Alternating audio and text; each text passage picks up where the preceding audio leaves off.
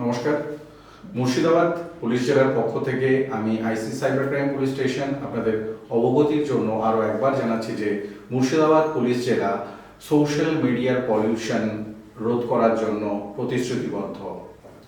বিগত দিনে 5,000-এরও বেশি offensive social media post delete করা হয়েছে এবং যারা এই ধরনের পোস্টগুলো করেছেন তাদের ওয়ার্নিং জানানো হয়েছে। সতর্কবার্তা জানানোর পরও যারা এই ধরনের পোস্ট অব্যাহত রেখেছেন তাদের প্রসিকিউশন দেওয়া হয়েছে তাদের বিরুদ্ধে 127 বিএনএস অ্যাক্ট অনুযায়ী। কিন্তু দুর্ভাগ্যবশত কিছু সংখ্যক ব্যক্তিরা ধর্মীয় ভাবাবেগে আঘাত দিয়ে অশান্তি এবং বিশৃঙ্খলা সৃষ্টির উদ্দেশ্যে ক্রমাগত সোশ্যাল মিডিয়াতে উস্কানিমূলক পোস্ট করে চলেছেন, যার ফলে সাম্প্রতিককালে শুরু হয়েছে বেশ কিছু এফআইআর এবং একের পর এক গ্রেফতার করা হচ্ছে সেই সকল দোষী ব্যক্তিদের। উদাহরণ হিসেবে বলা যেতে পারে গতকাল অর্থাৎ 26 আগস্টে এক ব্যক্তি যিনি মুর্শিদাবাদ ওয়ার্ড নাম্বার 11 নামে একটি ফেসবুক প্রোফাইলের মাধ্যমে গত 3 মাস ধরে প্রায় 13টির বেশি উস্কানিমূলক পোস্ট করছিলেন, তাকে গ্রেফতার করা হয়। সম্প্রতি ওই ব্যক্তি যেমন দেশের জাতীয় পতাকা বিকৃতভাবে উপস্থাপন করে যেমন দেশের জাতীয় পতাকার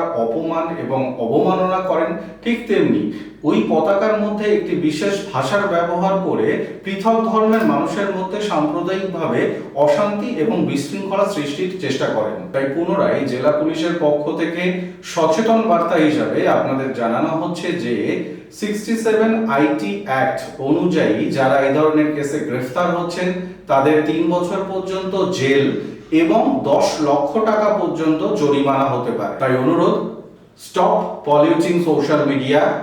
নমস্কার।